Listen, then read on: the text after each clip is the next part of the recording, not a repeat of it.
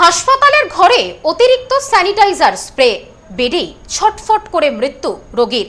দুর্গাপুরের ঘটনায় ব্যাপক শোরগোল। হাসপাতাল কক্ষের ভেতরে ঝাঁঝালো রাসায়নিক স্প্রে করার জেরে এক চিকিৎসাধীন রোগীর শারীরিক অবস্থার চরম অবনতি এবং পরবর্তীকালে তার মৃত্যুকে কেন্দ্র করে রণক্ষেত্রের চেহারা নিল দুর্গাপুরের সিটি সেন্টার এলাকার এক নামী বেসরকারি হাসপাতাল। চিকিৎসায় অবহেলা ও কর্তৃপক্ষের চূড়ান্ত দায়িত্বজ্ঞানহীনতার অভিযোগ তুলে রবিবার হাসপাতাল চত্বরে ব্যাপক বিক্ষোভ এবং ক্ষোভে ফেটে পড়েন মৃতের স্বজনেরা। স্থানীয় ও পারিবারিক সূত্রে জানা গেছে, মৃত রোগীর নাম রাজকুমার মণ্ডল, বয়স 58 বছর। তিনি দুর্গাপুরের বেনাচিতি অঞ্চলের বাসিন্দা ছিলেন। শরীর অসুস্থ থাকায় তাকে সিটি সেন্টারের ওই বেসরকারি হাসপাতালে ভর্তি করা হয়েছিল। মৃতের পরিবারের পক্ষ থেকে দাবি করা হয়েছে, চিকিৎসায় সাড়া দেওয়ায় চলতি মাসের 23 তারিখেই দায়িত্বরত চিকিৎসক রাজকুমার বাবুকে হাসপাতাল থেকে ছুটি দেওয়ার সিদ্ধান্ত নেন। কিন্তু স্বাস্থ্য বিমা সংক্রান্ত কিছু প্রশাসনিক জটিলতা ও কাগজপত্রের বাহানা দেখিয়ে হাসপাতাল কর্তৃপক্ষ তাকে সেদিন ছাড়েনি এবং হাসপাতালেই আটকে রাখে। অভিযোগের পরই ঘটে সেই মারাত্মক বিপত্তি। রোগীর স্বজনদের দাবি, রাজকুমার বাবু যে ঘরে চিকিৎসাধীন ছিলেন সেখানে হাসপাতাল কর্মীদের পক্ষ থেকে মশা বা পোকা মারার কোনো তীব্র ঝাঁঝালো রাসায়নিক স্প্রে করা হয়। সেই বিষাক্ত বা তীব্র গন্ধযুক্ত ধোঁয়া ঘরের ভেতরে ছড়িয়ে পড়ার পরই শ্বাসকষ্ট শুরু হয় রোগীর। সদ্য লন্ডন থেকে চোখের অপারেশনের বিশেষ প্রশিক্ষণ নিয়ে ফিরেছেন ডাক্তার মোনাজির হোসেন। বনগাঁতে এই সর্বপ্রথম কোলফেকো, টোরিক, মাল্টিফোকাল ছানি অপারেশনের জন্য আসুন বনগাঁ আই কেয়ারে। এবং তার শারীরিক অবস্থা দ্রুত অবনতি ঘটতে থাকে। আশঙ্কাজনক অবস্থায় তাকে স্থানান্তরিত করা হলেও শেষ রক্ষা হয়নি। টানা 2 দিন মৃত্যুর সঙ্গে পাঞ্জা লড়ে রবিবার শেষ নিঃশ্বাস ত্যাগ করেন তিনি। রোগীর মৃত্যুর খবর চাউর হতেই ক্ষোভে ফেটে পড়েন স্বজন ও স্থানীয় বাসিন্দারা। রবিবার সকালে হাসপাতাল চত্বরে জড়ো হয়ে তারা স্লোগান দিতে শুরু করেন এবং বিক্ষোভ দেখান। মৃতের মেয়ে কবিতা মণ্ডলের স্পষ্ট বক্তব্য যে রোগীকে ডাক্তারবাবু সুস্থ ঘোষণা করে ছুটি দিয়ে দিলেন কর্তৃপক্ষের গাফিলতি আর এই ধরনের অবিবেচকের মতো স্প্রে করার কারণেই তার প্রাণ গেল।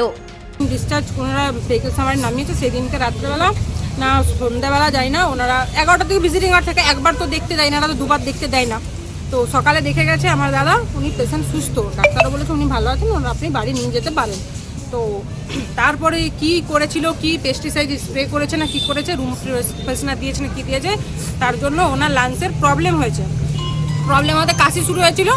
তখন রাত্রে 9:30 নাগাদ হসপিটাল থেকে আমার দাদাকে ফোন করছে যে আপনার পেশেন্টের একটু কাশি হয়েছে, তার জন্য কাপ সিরাপ লাগবে। তো স্ক্যানার পাঠাচ্ছি, উনি বলেন যে আপনারা যেটা লাগবে সেটা দিয়ে দিন, আমি বিল পরে পেমেন্ট করে দেবো। ডাক্তারের সাথে আমরা কথা বলছি, তো তার করতে ওনারা ডাকছেন যে আপনাদের বাড়ির লোক দেখা করুন, রাজকুমার মণ্ডলের বাড়ির লোক দেখা করুন। আমরা গেছি, তখন বলছেন পেশেন্টকে ওনার কার্ডিওলজিস্ট অ্যাটাক হয়েছে, অনেক তাহলে সুস্থ ডিসচার্জ পেশেন্ট, আমরা ট্রিটমেন্টের গাফেলাতি পুরো ওনাদের সব কিছু গাফেলাতি। অন্যদিকে হাসপাতালের পক্ষে শিল্পা সর জানিয়েছেন, রোগে আক্রান্ত হয়ে ওই রোগী মৃত্যু হয়। আগে থেকেই তার একটি ফুসফুস খারাপ ছিল। তবে মৃত্যুর আসল কারণ জানতে মৃতদেহ ময়না তদন্তে পাঠানো হয়েছে। সেটার জন্য মৃত্যু না, ওনার মৃত্যু হয়েছে, রিজন লেখা আছে কার্ডিয়াক অ্যারেস্ট। ঠিক আছে, ওনার যেটা হয়েছিল, উনি অলরেডি যখন অ্যাডমিশনে আসেন, ওনার তখনই একটা এন্টায়ার লাংস ফেলিওর নিয়ে কিন্তু উনি এখানে এসেছিলেন লাইফ কেয়ারে। ওনার এক সাইডের lungs working and other lung একদম টোটালি ফেলিওর। সেখান থেকে উনি রিকভার করেছিলেন 23rd-এ। 24th-এ স্যার ডিসচার্জের জন্য ওনাকে বলা হয়। ফিউমিগেশন করাতে পেশেন্ট নিজে বলে ওনার ফিউমিগেশনের জন্য শ্বাসকষ্ট শুরু হয়। তো সেক্ষেত্রে ডক্টর ওনাকে বাইপাস সাপোর্ট দিয়ে, হতে পারে যে ওনার যে অ্যাজমা অ্যাটাক আছে সেটা ট্রিগার হয়েছে, কিন্তু সেটার জন্যই যে কার্ডিয়াক অ্যারেস্ট সেটা না, ওনার অলরেডি একটা লাংস ফেলিওরই ছিল। হ্যাঁ, ওই লাং ফেলিওর নিয়েই উনি এতদিন ধরে ছিলেন, 2 থেকে 2.5 বছর ধরে উনি লাং ফেলিওর ট্রিটমেন্টেই ছিলেন। তো পেশেন্টকে আমরা আইসিইউতে শিফট করি। পেশেন্ট রিলেটিভদেরকেও বলা হয়েছে। পেশেন্ট যেদিন ওনারা বলছেন, মানে এখন ওনারা বলছেন স্প্রের জন্য, যখন জানানো হয় ওনাদের, মানে বিগত 24 তারিখ থেকে টিল ডেট, মানে আজকের দিনে, মানে এখন পেশেন্ট এক্সপায়ার করেছে, আজকে ওনারা বলছেন স্প্রের জন্য এক্সপায়ার করেছেন, কিন্তু কাল বা তার আগের দিন অবধি ওনাদের তরফ থেকে আমাদের কাছে ফাইন্যান্সিয়াল কনসিডারেশনের জন্য রিকোয়েস্ট এসেছিল, সেটা আমরা করেও ছিলাম।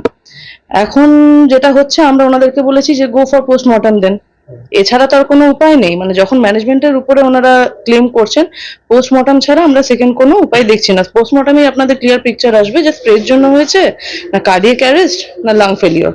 উত্তেজিত পরিজনেরা এই মৃত্যুর পেছনে দায়ীদের বিরুদ্ধে নিরপেক্ষ তদন্তের দাবি জানিয়েছেন। একই সঙ্গে যে বা যাদের গাফিলতিতে এই মর্মান্তিক ঘটনা ঘটল তাদের বিরুদ্ধে কঠোর আইনি ব্যবস্থা নেওয়ার জন্য প্রশাসনের দ্বারস্থ হয়েছেন তারা। ব্যুরো রিপোর্ট, নিউজ স্নোম্যান্সল্যান্ড, দুর্গাপুর। গ্রহরত্ন কথা বলে। সঠিক রত্ন চিনি নিতে হয়। খাঁটি গ্রহরত্ন পেতে আজই আসুন নিউ এমডি জেমসে। আমাদের এখানে পাবেন রুবি, নীলা, পান্না, ক্যাটসাই, হিরে, মুক্ত, পোখরাজ, গোমেদ সহ সমস্ত রত্ন। এছাড়াও মুক্ত ও ক্রিস্টালের হার, ব্রেসলেট, ডায়মন্ডের নোজপিন আমাদের কাছেই সব থেকে কম দামে পাবেন। পাবেন বিভিন্ন ধরনের রুদ্রাক্ষ। New MD gems, Bichulihata, Bongaon. Mobile number 8967237446।